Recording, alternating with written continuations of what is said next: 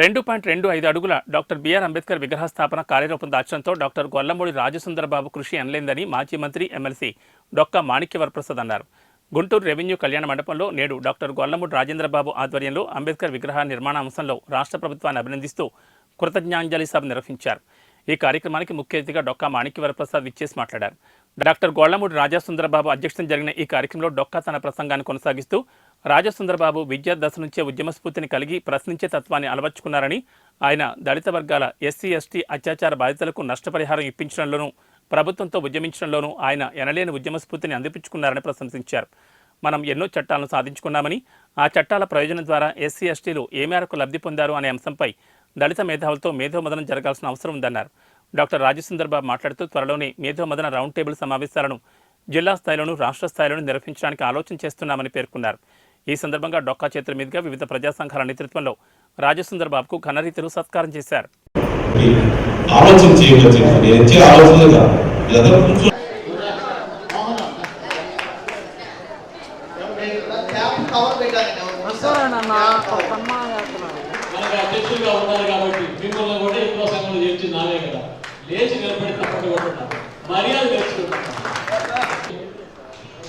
తర్వాత నందిగం నరసింహకుమార్ గారు రెడీ ఉన్నారు. నందిగం నరసింహకుమార్ గారు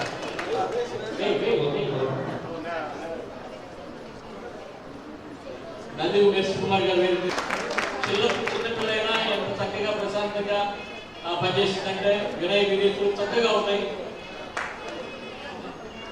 సౌపటి శాంత్ కుమార్ గారు వేరే మీకు రావాలా.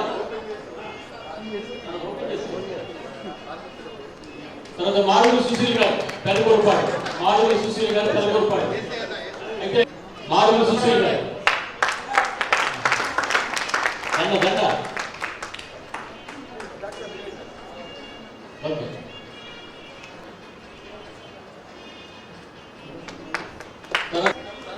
నాలుగు అప్పటి ప్రభాకర్ గారు పెదగొట్టిపాడు, 7 చనిపోయిన సంఘ చాలా ఉద్యమాల్లో దేవుడి పాటలు పాడి రంజం చేసేవాడు.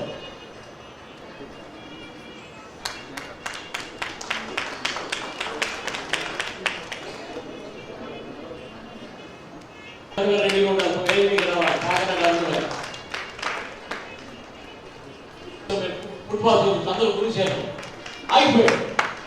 బోర్డు వేసింది ప్రతి ప్రోగ్రామ్కి, ముఖ్యమంత్రి తలపెట్టిన ప్రతి ప్రోగ్రామ్కి కోర్టులకు వెళ్ళి అడ్డుకుంటున్నాడు చంద్రబాబు నాయుడు.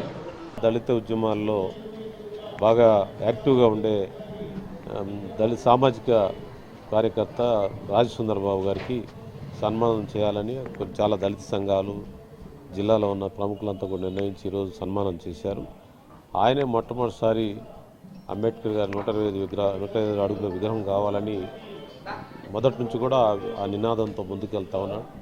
ఈరోజు రాష్ట్ర ప్రభుత్వం ముఖ్యమంత్రి జగన్మోహన్ రెడ్డి గారి నాయకత్వంలో ఆ విగ్రహ కార్యక్రమం చేసినందుకు ప్రభుత్వానికి ధన్యవాదాలు చెప్తూ రాజసుందరబాబు గారి నాయకత్వంలో ఈరోజు మంచి కార్యక్రమం జరిగింది. ఈ సందర్భంగా ప్రభుత్వానికి, జగన్మోహన్ రెడ్డి గారికి ధన్యవాదాలు తెలియజేస్తూ ఈ కార్యక్రమాన్ని మొదటి నుంచి దాన్ని ప్రోత్సహిస్తున్నటువంటి రాజసుందరబాబు గారికి కూడా వివిధ దళిత సంఘాలు సన్మానించుకోవడం జరిగింది. ఈ సందర్భంగా దళితుల యొక్క భవిష్యత్తు, వాటి యొక్క ప్రాధాన్యత గురించి కూడా అనేక మంది మాట్లాడారు.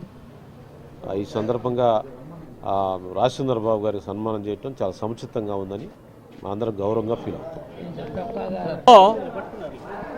అటు తెలంగాణలో కానీ ఆంధ్రప్రదేశ్లో కానీ అంబేద్కర్ గారి 125 అడుగుల విగ్రహాన్ని స్థాపించుకుని ఈ రోజున ప్రపంచం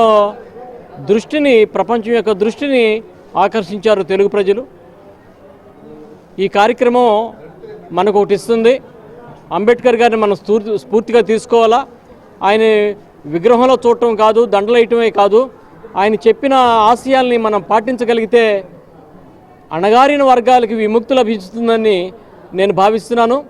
అందుకనే అంబేద్కర్ యువజన సంఘాల వారు, మేధావులు అనేవాళ్ళు, లేకపోతే అంబేద్కర్ వాదులు అనేవాళ్ళు అంబేద్కర్ గారు చెప్పిన సిద్ధాంతాలని ఆచరణలోకి తీసుకొచ్చేందుకోసం కృషి చేయాలని చెప్పి నేను విజ్ఞప్తి చేస్తున్నాను. రాష్ట్ర ప్రభుత్వానికి నేను పూర్తిగా కృతజ్ఞతలు తెలియజేస్తాను.